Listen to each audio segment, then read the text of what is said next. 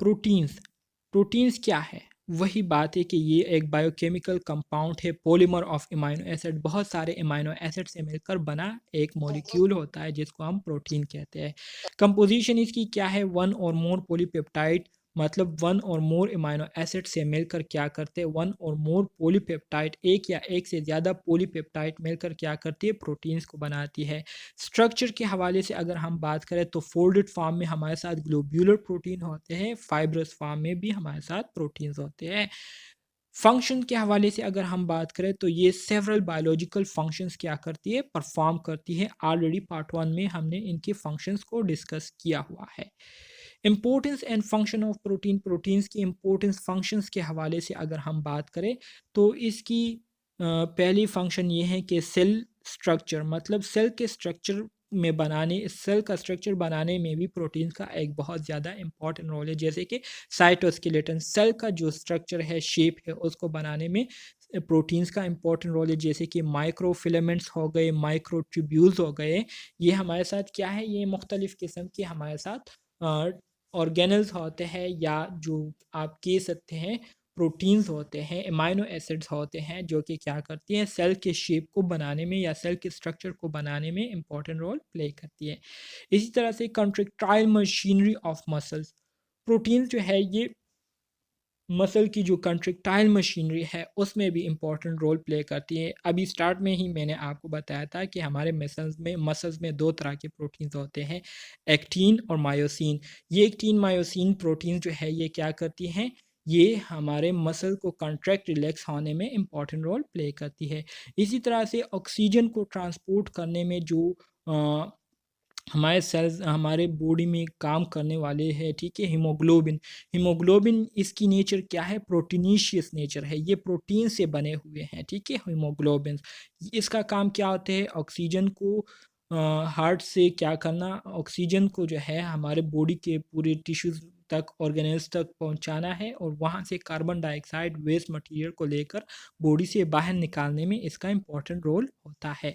इसी तरह से search for foreign invader, antibodies जो है ये भी प्रोटीन से बने होते हैं, ठीक है। इसी तरह से रिएक्शन कैटालिसिस, मतलब एंजाइम जो है ये भी प्रोटीनीशियस है, ये भी प्रोटीन से बने हुए हैं। इसी तरह से जो हमारे साथ सेंसिंग और रिस्पोंडिंग, जो हमारे साथ रिसेप्टर्स है, इसकी भी नेचर क्या है? प्रोटीन है, मतलब प्रोटीन से बने हुए हैं। तो ये सारे क्या है? ये सारे प्रोटीन्स के फंक्शन हैं। इसके अलावा many other function previously explain in amino acid section, already हमने इसके जो दूसरे फंक्शन हैं वो अमाइनो एसिड सेक्शन में काफ़ी डिटेल के साथ डिस्कस किए हुए हैं। इसकी समझ आ गई आप स्टूडेंट्स को?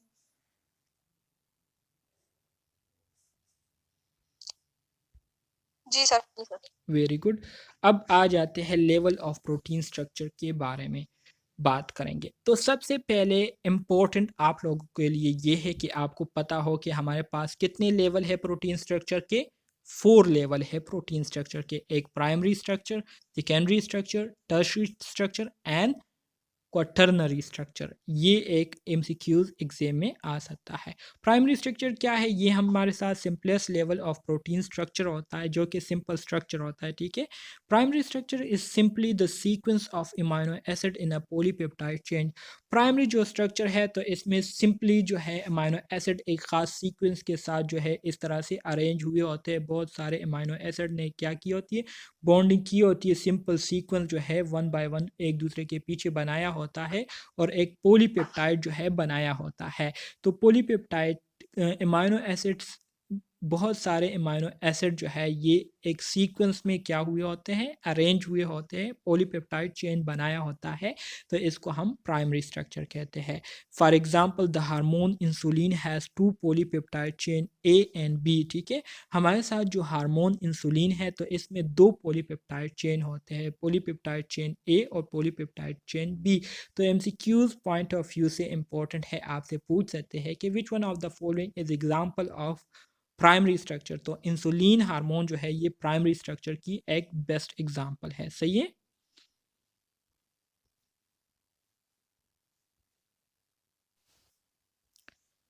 ओके डियर स्टूडेंट्स, हम अपनी क्लास की शुरुआत कर लेते हैं।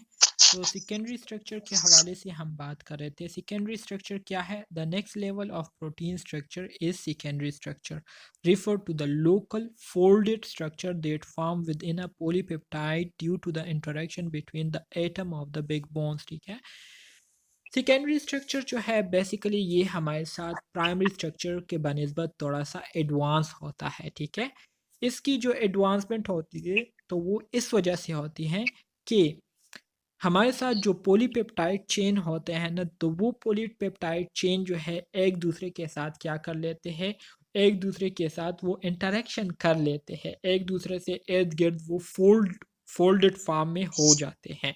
तो इस वजह से इसका एक स्ट्रक्चर बन जाता है, जिसकी वजह से इसको हम क्या कहते हैं, सेकेंडरी स्ट्रक्चर कहते हैं।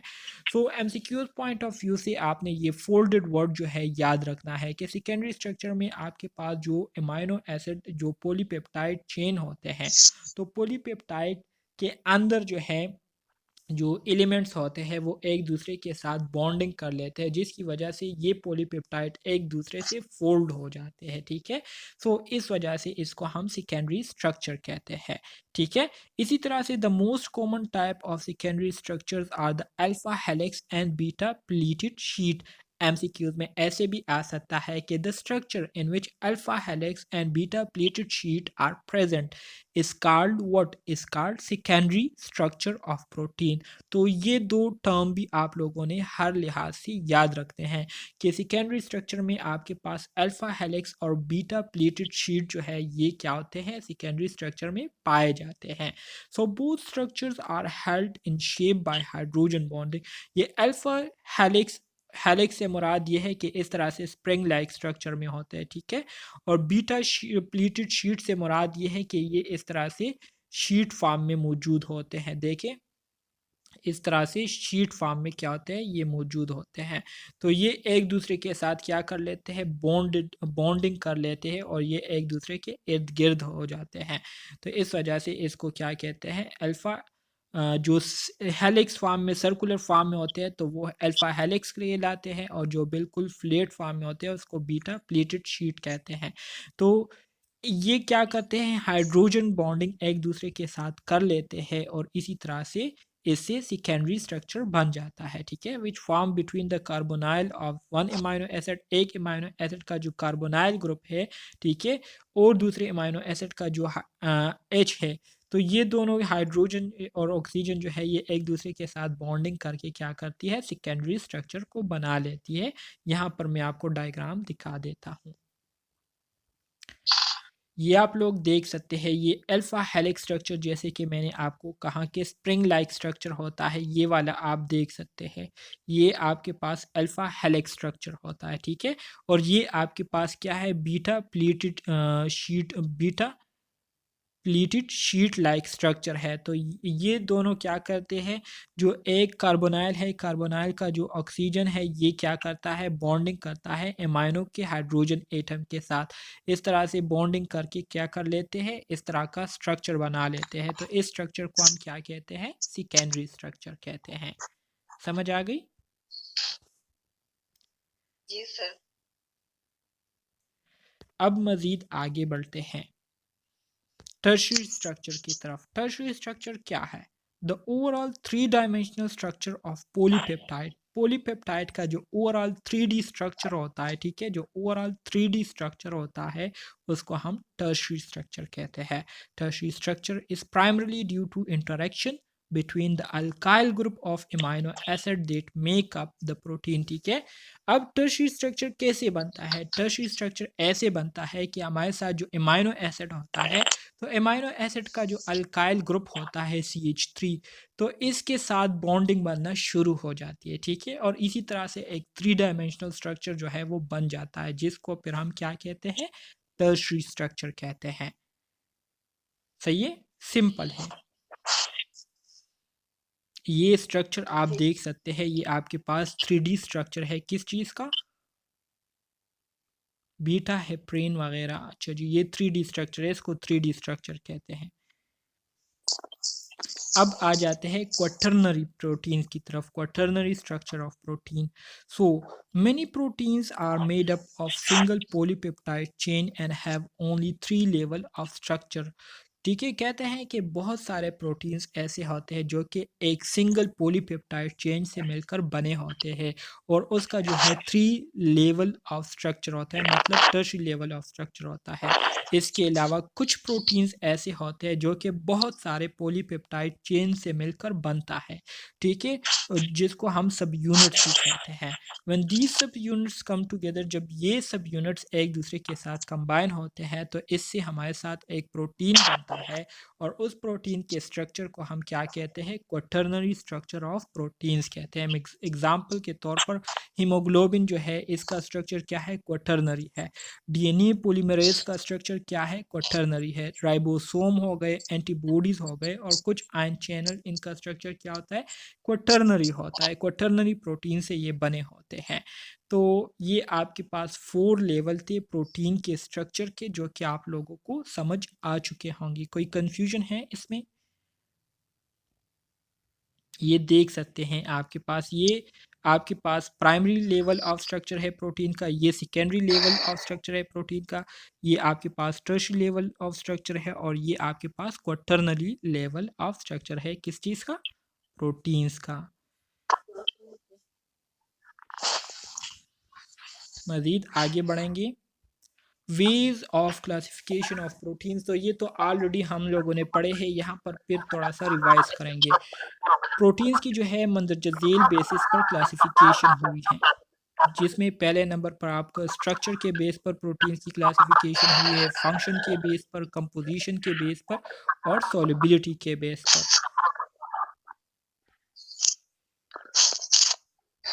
अच्छा जी, classification of protein base on structure, structure के बेस पर प्रोटीन्स की जो क्लासिफिकेशन हुई है, तो इसमें आपके पास बेसिकली 2 स्ट्रक्चर है, एक फाइब्रस प्रोटीन्स होते हैं और एक ग्लोबुलर प्रोटीन होते हैं। So, in this classification proteins, the polypeptide chains are elongated and wound about an axis in a helical shape. जो फाइब्रस प्रोटीन होते हैं, तो इसमें जो पोलीपेप्टाइड चेन होता है तो वो इलोंगेटेड होता है, मतलब इस तरह से इलोंगेटेड होता है, लेंथी होता है, ठीक है, और वो अपने एक्सिस के बिल्कुल क्या होता है, इर्द गिर्द इसी तरह से सराउंडेड हुए होते हैं, ठीक है, हेलिकल शेप में, स्प्रिंग लाइक शेप में। तो इसको हम क्या कहते हैं, इसको हम फाइब्रस प्रोटीन्स कहते हैं। दीज आर स्ट्रक्चर प्रोटीन, मतलब ये वो प्रोटीन है जो कि मुख्तलिफ किस्म के स्ट्रक्चर्स को बनाने में इंपॉर्टेंट रोल प्ले करती है। They can be extracellular cell, सेल से बाहर भी पाए जाते हैं। Well then be insoluble in water, water में ये इनसोलबल होते हैं और इसका एक प्रोटेक्टिव फंक्शन होता है, मतलब ये हमारे बॉडी को मुख्तलिफ चीज़ों से प्रोटेक्ट करने में इंपॉर्टेंट रोल प्ले करती है। जैसे कि हमारे जो हेयर्स है इसमें अल्फ़ा केराटीन्स पाए जाते हैं, तो अल्फ़ा केराटीन्स ये क्या है, ये फाइब्रस प्रोटीन से बनते हैं। जो फाइब्रियन सिल्क है, ठीक है, इसमें फाइब्रस प्रोटीन होता है।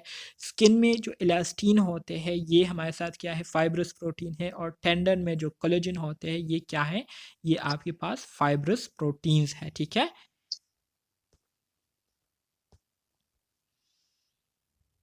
इसी तरह से अगर हम मज़ीद देखें बी इंट्रा सेलुलर इंक्लूड, ये इंट्रा सेलुलर भी हो सकता है, सेल के अंदर भी ये पाए जा सकते हैं, जिसमें मायोसिन आपके पास आ जाता है जो कि मसल्स में होता है। ट्रोपोमायोसिन हो गए, ठीक है, मसल सेल्स में पाए जाते हैं।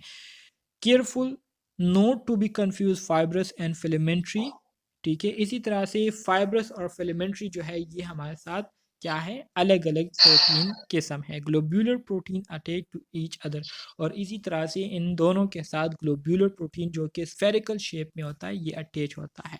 दूसरी जो हमारे साथ प्रोटीन है जिसको हम ग्लोब्यूलर प्रोटीन कहते हैं, ये किस शेप में होते हैं, ये ग्लोबुलर, मतलब ग्लोब के शेप में होता है, स्फेरिकल शेप में होता है, सर्कुलर, इस तरह से सर्कुलर शेप में होता है, ठीक है, जिसकी वजह से ये डिज़ोल्व होता है वाटर में।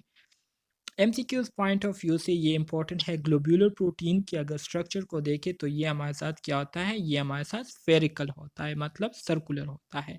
दे have much more complex than fibrous protein structure, इसका जो स्ट्रक्चर है ये फाइब्रस प्रोटीन से ज़्यादा पेचीदा होता है, कम्प्लेक्स होता है। But they have a much greater variety of biological activities. लेकिन इसकी जो एक्टिविटीज़ है वो फाइब्रस प्रोटीन से क्या होते हैं, ज़्यादा होते हैं। The best example of globular protein वो क्या है, मायोग्लोबिन जो है ये हमारे साथ क्या है, ग्लोब्यूलर प्रोटीन है, ठीक है। मायोग्लोबिन क्या है, ग्लोब्यूलर प्रोटीन है। ये एग्जाम्पल आप लोग हमेशा याद रखने की कोशिश किया करें, एग्जाम में इससे ज़्यादा आते हैं examples. They can be membrane and then have role. ये जो है इसका मेम्ब्रेन भी होता है, मतलब बाउंड्री भी होती है। ये जो है एज अ कैरियर के तौर पर भी रोल प्ले करता है। रिसेप्टर्स भी जो है इससे बनते हैं। आयन चैनल के तौर पर भी रोल प्ले करता है। गेप लिंक्स के तौर पर भी, सेल एडहेशन प्रोटीन के तौर पर भी रोल प्ले करता है। They may be soluble be plasma such as albumin, protein hormone such as क्या कहते हैं, एलएच मतलब ल्यूटिनाइजिंग हार्मोन्स हो गए, ठीक है। एलएच से क्या आता है, ल्यूटिनाइजिंग हार्मोन। सिस्टोलिक प्रोटीन्स हो गए, ठीक है। Cytosolic protein, sorry, circulating protein हो गए सच एज कलमुड्यूलिन। तो ये क्या है, ये आपके पास फाइब्रस सॉरी ग्लोब्यूलर प्रोटीन के हवाले से ये सब कुछ जो है आपको बताया जा रहा है, ये आपने याद रखना है, सही है। Excuse me sir. जी जी सर इस स्लाइड पे ये गैप लिंक्स है सर, ये क्या होते हैं? गेप्स लिंक, ये मेरे ख्याल में गेमा एमिनो प्रोटीन के हवाले से बात हो रही है। गेमा एमिनो प्रोटीन, या मेरे ख्याल से गवानीन एमिनो प्रोटीन या फोस्फेट के हवाले से बात हो रही है। हाँ, गवानीन अमाइनो फोस्फेट, मतलब ये हमारे साथ एक कोफैक्टर होता है, ठीक है, जो कि प्रोटीन से बनते हैं, उसके हवाले से बात हो रही है। ये एंजाइम में आप पढ़ेंगे, एंजाइम में ये टॉपिक सारे आ रहे हैं। कोफैक्टर्स हो गए, ठीक है, एनएडी, एफएडी, इसी तरह से जीएपी हो गया, इसी तरह से आपके पास बहुत सारे कोफैक्टर्स है, उसको हम आगे दूसरे यूनिट में पढ़ेंगे, यूनिट नंबर 6 में, सही है। Yes sir, thank you. Okay, आगे बढ़ते हैं। क्लासिफिकेशन ऑफ प्रोटीन, अगर प्रोटीन की स्ट्रक्चर की क्लासिफिकेशन करें तो फाइब्रस प्रोटीन्स आपको इस तरह से मिलेंगे, देखे, और ग्लोब्यूलर प्रोटीन ये आपको ग्लोब की शक्ल में मिलेंगे, सर्कुलर फॉर्म में, ठीक है। तो उम्मीद करता हूँ इसमें कोई कन्फ्यूजन नहीं होंगी आपको। Classification of protein based on function, तो फंक्शन के हवाले से प्रोटीन्स की अगर हम क्लासिफिकेशन करें तो प्रोटीन्स के बहुत सारे फंक्शन हैं। मतलब ये है कि the structure and support, they structure and support is the case of collagen, elastin, glycoprotein, membrane, ठीक है। मतलब स्ट्रक्चर को बनाने में और फिर उसको सपोर्ट करने में हमारे साथ जो प्रोटीन्स रोल प्ले करते हैं, उसमें आपके पास collagen protein, elastin, glycoprotein, membrane, ये सारे आ जाते हैं। इसी तरह से कंट्रिक्शन के हवाले से अगर हम बात करें, हमारे मसल्स को कंट्रैक्ट करने के लिए जो प्रोटीन काम करते हैं, उसमें आपके पास एक्टिन और मायोसिन आ जाते हैं। इसी तरह से सेल एडहेशन प्रोटीन की अगर हम बात करें तो इसमें आपके पास जीएपी जंक्शंस आ जाते हैं, प्रोटीन सच एज कैडहिड्रीन, ठीक है, कैडहिरीन। सो ये चीज़ें जो है सिंपल चीज़ें हैं, आप लोगों ने इसको याद करनी। The recognition signals such as membrane insulin receptor और intracellular steroids receptor, ठीक है। तो ये क्या है, ये प्रोटीन के फंक्शन के बेस पर क्लासिफिकेशन हुई है। या द सिग्नल ट्रांसडक्शन, मतलब uh typically example being form by membrane protein जी। तो ये सारी चीज़ें जो है ऑलरेडी हमने पार्ट 1 में पढ़ी हुई हैं। अगर आप लोगों ने पार्ट 1 नहीं देखा हो तो वो देख लीजिएगा, आपको याद हो जाएंगी। A signal, they can be informative molecule और एज अ ग्रोथ फैक्टर, ठीक है। EGF से क्या आता है, informative molecule as a growth factor, ठीक है। Informative molecule as a growth factor and follicular stimulating molecule, जिसको F H F S H कहते हैं, फॉलिक्यूलर स्टिमुलेटिंग हार्मोन में ये क्या करता है, एक इम्पॉर्टेंट रोल प्ले करता है। द इम्यूनिटी में जो है प्रोटीन्स का एक इम्पॉर्टेंट रोल है, जो कि इम्यूनोग्लोबुलिन जो कि प्रोटीन से बनते हैं। ट्रांसपोर्टेशन सच एज हीमोग्लोबिन जो कि ऑक्सीजन को क्या करता है, ट्रांसपोर्ट करता है, और ट्रांसफेरेज जो कि आयरन पर मुश्तमिल होता है। कैटालिसिस में आपके पास जो प्रोटीन होते हैं वो एंजाइम के स्ट्रक्चर में, एंजाइम के फॉर्म में क्या करते हैं, मुख्तलिफ किस्म के रिएक्शंस हमारे बॉडी में परफॉर्म करते हैं। सही है।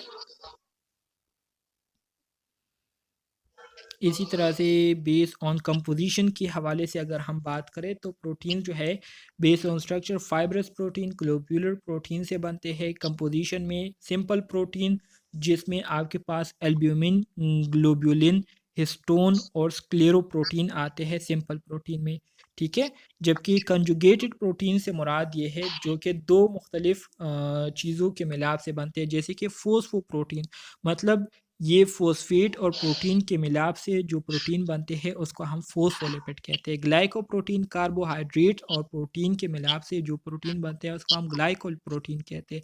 न्यूक्लियोप्रोटीन से मुराद न्यूक्लिक एसिड मतलब आरएनए या डीएनए जब प्रोटीन के साथ कंबाइन होती है तो इसको फिर हम न्यूक्लियोप्रोटीन कहते हैं। क्रोमोप्रोटीन, ठीक है। इसी तरह से लिपोप्रोटीन जो कि लिपिड और प्रोटीन के मिलाप से बनती है। फ्लेवोप्रोटीन जो कि फ्लेविन या क्या कहते हैं, एफ फ्लेविन, हाँ फ्लेविन और प्रोटीन के मिलाप से बनते हैं तो उसको हम फ्लेवो प्रोटीन कहते हैं। There are two main types of protein, proteins के हमारे साथ दो मेन टाइप्स है, ठीक है। इसको देखें, those containing only amino acid, वो प्रोटीन जो कि सिर्फ अमाइनो एसिड्स पर मुश्तमिल होते हैं उसको हम होलो प्रोटीन्स कहते हैं। एमसीक्यूज पॉइंट ऑफ व्यू से इंपॉर्टेंट है।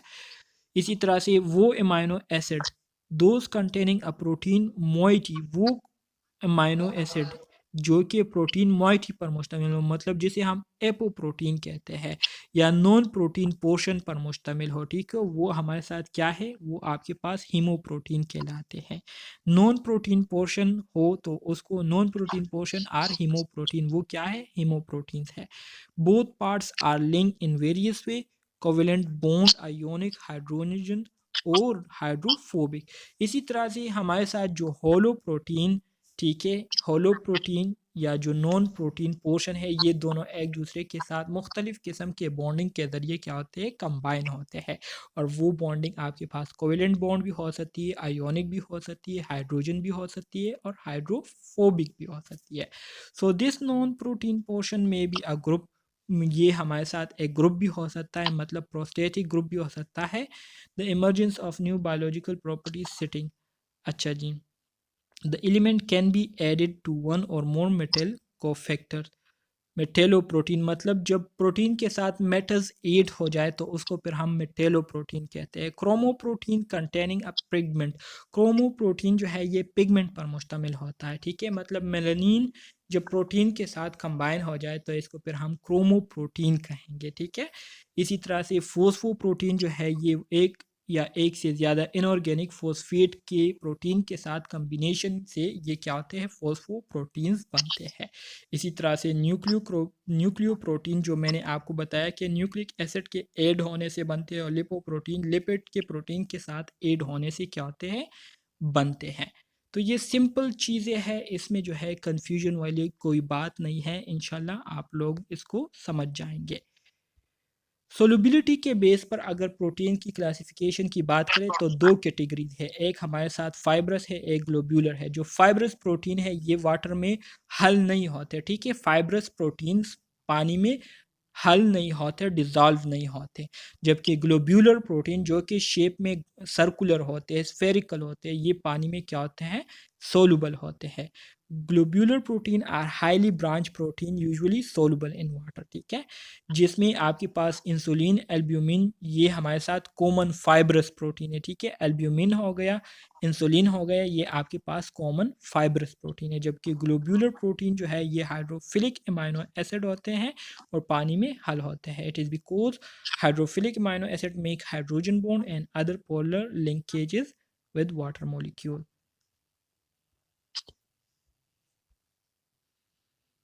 अच्छा जी, कोलाइडल नेचर किसे कहते हैं? फिजिकल प्रॉपर्टीज ऑफ प्रोटीन की अगर हम बात करें तो कोलाइडल नेचर से a colloid is a kind of solution in which the size of the solute particles is इमीडिएट those in true solution and those in suspension. Colloid जो है ये असल में सॉल्यूशन की एक किस्म है जिसमें हमारे साथ जो सॉल्यूट पार्टिकल होते हैं, ठीक है। मिसाल के तौर पर चीनी जो है ये आपके पास सॉल्यूट है और जो पानी होता है ये आपके पास क्या होता है, सॉल्वेंट होता है। चीनी को हम पानी में जब हल करते हैं तो वो चीनी मुकम्मल तौर पर गायब हो जाती है और हमें नज़र नहीं आती, तो इसको हम फिर ट्रू सॉल्यूशन कहते हैं, ठीक है। इसी तरह से जब आप पानी में क्या करते हैं, रेत को डालते हैं तो वो रेत नीचे बैठ जाती है और वो हमें नज़र आती है, तो इसको फिर हम क्या कहते हैं, इसको फिर हम ट्रू सॉल्यूशन नहीं कहते, ठीक है। सो कोलाइडल नेचर ऑफ प्रोटीन ये है कि ये हमारे साथ एक ऐसी सॉल्यूशन बनाती है जिसमें सॉल्यूट पार्टिकल मतलब अमीनो एसिड की जो साइज़ है वो क्या होती है, इंटरमीडिएट होती है, थोड़ी तादाद में वो हल हुए होते हैं, ठीक है। और वो मुकम्मल जो है वो उस सॉल्यूशन में डिज़ोल्व नहीं होते, जैसे कि कोलाइड आर मायोनीज, मिल्क और बटर। जब आप बटर को पानी में डालते हैं तो वो मुकम्मल तौर पर हल नहीं होते बल्कि पानी के सतह पर जो है वो नज़र आ रहे होते। इसी तरह से दूध हो गया, ठीक है। दूध जब आप पानी में डालते हैं तो वो क्या हो जाते हैं, मिक्स हो जाता है लेकिन उसका कलर चेंज हो जाता है। इसी तरह से मायोनीज जो हो गए, ठीक है। तो ये आपके पास क्या है, कोलाइडल नेचर की एक एग्जाम्पल है। डीनेचरेशन किसे कहते हैं, डीनेचरेशन से मुराद ये है, कितना है सर? डीनेचरेशन से मुराद ये है कि ये हमारे साथ वो अमल होता है, वो प्रोसेस होती है जब प्रोटीन को उसकी लिमिट से ज़्यादा टेम्परेचर मिलती है, तो प्रोटीन की उसकी लिमिट से ज़्यादा टेम्परेचर मिलने की वजह से प्रोटीन का जो शेप होता है, प्रोटीन के जो फंक्शन होते हैं वो डीनेचर होना शुरू हो जाते हैं, वो ख़राब होना शुरू हो जाते हैं। और इस तरह से अगर ये टेम्परेचर मज़ीद क्या हो जाए, बढ़ जाए, तो प्रोटीन मुकम्मल तौर पर डिनेचर हो जाता है और वो फिर फंक्शन लेस हो जाता है, वो फिर अपने फंक्शन परफॉर्म नहीं करता। तो इस प्रोसेस को क्या कहते हैं, डिनेचरेशन कहते हैं। In biological process modifying the molecular structure of protein, denaturation involves the breaking of many of the weak linkages or bonds within a protein molecule that are responsible for the highly ordered structure of the protein in its structure state. Denatured protein are usually non-functional. It is denatured by unstable temperature, enzymatic reaction or pH value. देखें, डिनेचरेशन के हवाले से पहली बात मैंने आपको ये की कि ये वो प्रोसेस होता है, वो कंडीशन होती है जब प्रोटीन्स को टेम्परेचर उसके लिमिट से ज़्यादा मिल जाए, जिसको बर्दाश्त करना उसके लिए क्या होता है, मुश्किल हो जाता है, नामुमकिन हो जाता है। तो ऐसी सिचुएशन में प्रोटीन का ख़राब होना, प्रोटीन का फंक्शनलेस होना, नॉन फंक्शनल होना, ये क्या होगा, ज़ाहिर होगा, कॉमन होगा। इसी तरह से अगर प्रोटीन्स के लिए एंजाइमेटिक रिएक्शन जो है वो क्या हो जाए, एबनॉर्मल हो जाए, ठीक है, तो ऐसे कंडीशन में फिर क्या होगा, प्रोटीन डिनेचर होंगे। अगर पीएच वैल्यू ज़्यादा एसिडिक हो जाए या ज़्यादा बेसिक हो जाए तो इसकी वजह से प्रोटीन का जो स्ट्रक्चर और फंक्शन है वो क्या होगा, डिस्टर्ब होगा। तो ऐसी सिचुएशन को हम क्या कहते हैं, डिनेचरेशन कहते हैं, जिसमें प्रोटीन नॉन फंक्शनल हो जाते हैं, ठीक है। सो एमसीक्यूज पॉइंट ऑफ व्यू से आप लोगों ने ये बात याद रखनी है कि प्रोटीन किस चीज़ की वजह से डिनेचर हो सकते हैं, ये अनस्टेबल टेम्परेचर की वजह से, अनस्टेबल एंजाइमेटिक रिएक्शन या अनस्टेबल पीएच वैल्यू की वजह से ये क्या होता है, डिनेचर हो जाते हैं, सही है। सो डियर स्टूडेंट्स, ये था आपका protein chemistry of protein unit number 4 जो कि आज हमने डिस्कस कर लिया है। सर, उम्मीद करता हूँ आपको इसकी ये समझ प्रोटीन आ का गई होगी। अगर कोई क्वेश्चन है तो पूछ सकते हैं।